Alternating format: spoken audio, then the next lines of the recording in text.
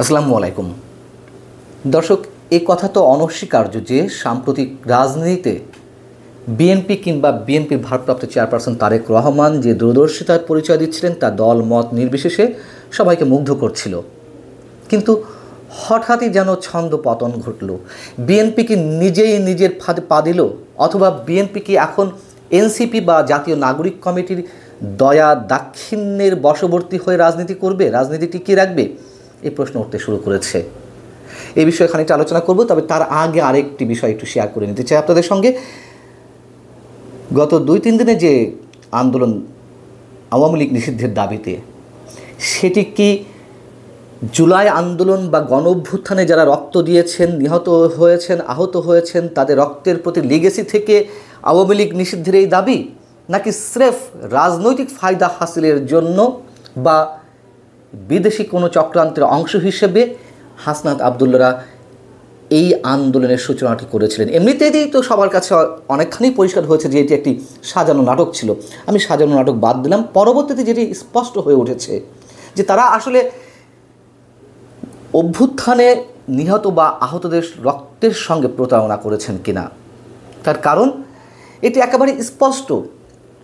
যখন শনিবার রাতে উপদেষ্টা পরিষদের বৈঠক শেষে আওয়ামী লীগ নিষিদ্ধের, সাময়িক নিষিদ্ধের যে বিষয়টি জানানো হলো সরকারের পক্ষ থেকে, এবং একই সঙ্গে বিচারিক প্রক্রিয়ার যে রোডম্যাপ ঘোষণা করা হলো, তার পরবর্তীতে নানান ধরনের আলোচনার ভিত্তিতে হাসনাত আবদুল্লাহ তিনি গিয়ে শাহবাগে জামায়াত মঞ্চে উপস্থিত হয়ে বললেন যে আওয়ামী লীগের কার্যক্রম নিষিদ্ধ করে সোমবার সরকারের প্রজ্ঞাপন জারির পর আনন্দ মিছিল করা হবে। এবং তারপর সেখান থেকে এনসিপি এবং অন্যান্য যে ইসলামী কয়েকটি রাজনৈতিক দল ছিল তাদের নেতারা, কর্মীরা সেই মঞ্চ ত্যাগ করলেন। কিন্তু সেখানে রয়ে গেলেন কারা? সেখানে রয়ে গেলেন সেই রিয়েল হিরোরা, যারা সম্মুখভাবে আন্দোলনে অংশ নিয়েছিলেন, যার কারণে তারা রক্ত দিয়েছেন, আহত হয়েছেন। তারা মঞ্চ আঁকড়ে পড়ে রইলেন এবং তারা সুস্পষ্টভাবে 3টি দাবির কথা জানালেন। 3টি দাবি কী ছিল? যে আওয়ামী লীগকে চিরতরে নিষিদ্ধ করতে হবে, জুলাই সনদ ঘোষণা করতে হবে, এবং অভ্যুত্থানে আহত ব্যক্তিদের সুচিকিৎসা নিশ্চিত করতে হবে। এইগুলো পূরণ হলে তারপরে তারা জামায়াত স্থল বা মঞ্চস্থল ত্যাগ করবেন। এবং আমি যতক্ষণে এই ভিডিওটি করছি তখন পর্যন্ত রাত 9টা, 9:30 পর্যন্ত তারা সেখানে অবস্থান করছেন। কথা হচ্ছে যে কেন শুধুমাত্র তারা রয়ে গেলেন? কেন হাসনাত আবদুল্লাহ শেষ পর্যন্ত তাদের সাথে রইলেন না? সরকারের পক্ষ থেকে একটি দাবি আদায় করে নিল, রাজনৈতিক ফায়দা হাসিল হলো, তারপরে আহতদের বাদ দিয়ে তারা চলে গেলেন। অন্তত তাদের সুচিকিৎসার দাবিটি, আমি চিরতরে আওয়ামী লীগ বন্ধ কিংবা জুলাই সনদ ঘোষণা এগুলো কথা বাদ দিলাম, কত হাজার মানুষ আহত হয়েছেন, তাদের সুচিকিৎসার বিষয়টি নিশ্চিত করা যেত না? এবং তাদের সঙ্গে একাত্মতা প্রকাশের হাসনাত আবদুল্লাহ বা অন্যান্য যে রাজনৈতিক দলগুলো গলা ফাটালেন রাত দিন আওয়ামী লীগ নিষিদ্ধের দাবিতে, তারা তাদের সাথে থাকতে পারলেন না। কেন থাকলেন না? স্পষ্ট তো আমাদের কাছে, আমাদের সামনে প্রমাণিত হচ্ছে যে বিষয়টি কি। এখন প্রতারণা কারা করছেন? আমরা কি বলবো যে আহত রয়েছেন তারাই প্রতারণা করছেন? বিষয়টি কি তাই, নাকি হাসনাত আবদুল্লাহরা তাদের সঙ্গে প্রতারণা করলেন? এবার ছোট করে বিএনপির বিষয়টা একটু বলি। বিএনপি কীভাবে তারা নিজের ফাঁদে নিজে পা দিল, তাদের রাজনৈতিক দৈন্যতা কোথায় গিয়ে পৌঁছাচ্ছে, এটি আমাদেরকে বলতেই হচ্ছে।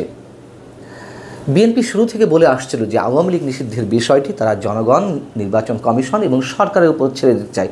তারা হয় নিজের গায়ে কাদা মাখতে চাইছিল না, অথবা তারা রাজনৈতিক দল হিসেবে নিজেরা মনে করছিল যে এইভাবে কোনো রাজনৈতিক দল নিষিদ্ধ করা ঠিক নয়। অথবা তারা সর্বশেষ এই বিষয়টিও তো বলছিল যে সব রাজনৈতিক দলের সঙ্গে বসে সরকারের এই বিষয়ে সিদ্ধান্ত নেওয়া উচিত। এর কোনোটিই কি হয়েছে? হয়নি।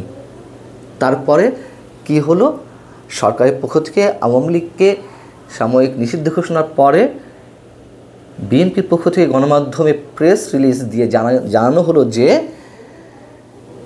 বিএনপির তো 10ই ফেব্রুয়ারিতেই পত্র দিয়ে হাতে হাতে প্রধান উপদেষ্টার হাতে পত্র দিয়ে জানিয়ে দিয়েছিল যে গণহত্যা ও মানবতা বিরোধী অপরাধের দায়ে আওয়ামী লীগকে রাজনৈতিক দল হিসেবে বিচারিক প্রক্রিয়ায় নিয়ে আসা হোক।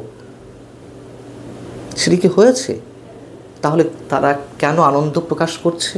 কেন এখন এসে বলছে যে আমরা আগেই জানিয়েছিলাম? কেন আওয়ামী লীগ নিষিদ্ধের কৃতিত্বটা তারা নেওয়ার চেষ্টা করছেন?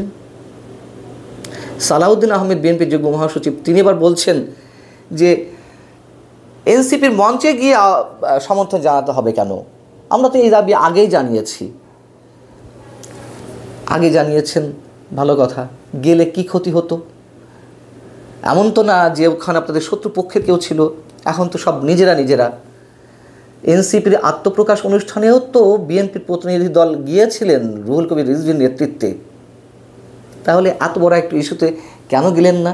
এখন এই দাবিটা যেহেতু হাসনাত আবদুল্লাহরা সাজানো নাটক হোক বা যে কোনো আন্দোলনের মাধ্যমে হোক আদায় করে ছেড়েছে, এখন সেই কৃতিত্বটা আপনারা নিতে চাইছেন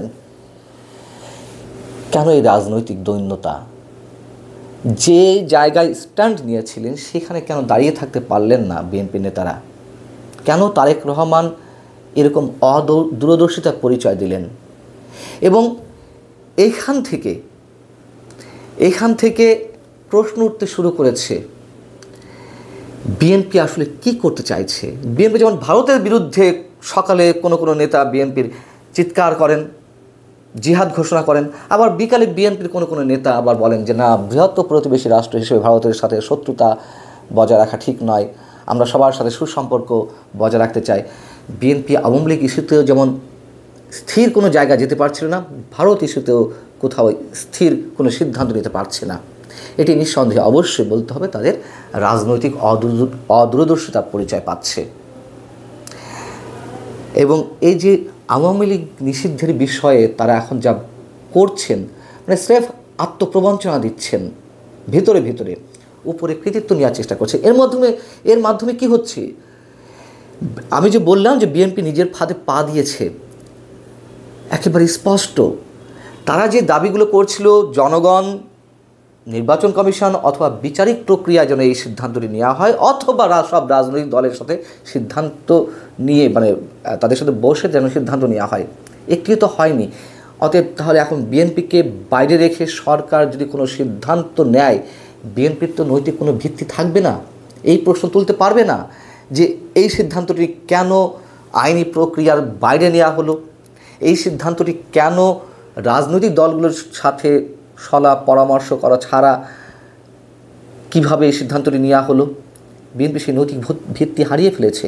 এবং এই যে বিএনপির কৃতিত্ব নেওয়ার যে বিষয়টি, সেটি এই প্রমাণ করছে যে, এবং যে একটি কথিত আন্দোলনের মাধ্যমে এই বিষয়টি আদায় করে নেওয়া হলো আওয়ামী লীগের রাজনীতি সাময়িক নিষিদ্ধের বিষয়টি, এখন বিষয় হচ্ছে প্রমাণ হলো বিএনপিকে ছাড়াই এই সাবেক ছাত্র সমন্বয়করা বা এনসিপি যে কোনো কিছু আদায় করে নিতে পারে। অতএব যেহেতু প্রমাণ হয়ে গেছে, বিএনপিকে এখন এনসিপির সাথে সব কিছু সমঝোতার মাধ্যমে করতে হয় কি না, সেই প্রশ্নটি সামনে আসছে। এবং আমরা হয়তো দেখব তেমনটাই, যদি আমাদের জন্য সেটি লজ্জার যে বৃহৎ কোনো রাজনৈতিক শক্তির সঙ্গে বিএনপির রফাদফা সমঝোতা সেগুলো মানা যায়, কিন্তু যেই এনসিপিকে দুদিন আগেও তারা বলছে যে এরা তো শিশু, এরা রাজনীতি কিছু বোঝে না, সেই এনসিপির সঙ্গে তাদেরকে অনেক বড় বিষয়ে সমঝোতায় যেতে হবে। এবং তাদের দয়া দাক্ষিণ্যেই রাজনীতি করতে হয় কিনা আগামীতে বিএনপিকে, সেটি এখন অনেকের কাছে বড় প্রশ্ন। আল্লাহ হাফেজ, ভালো থাকুন সবাই।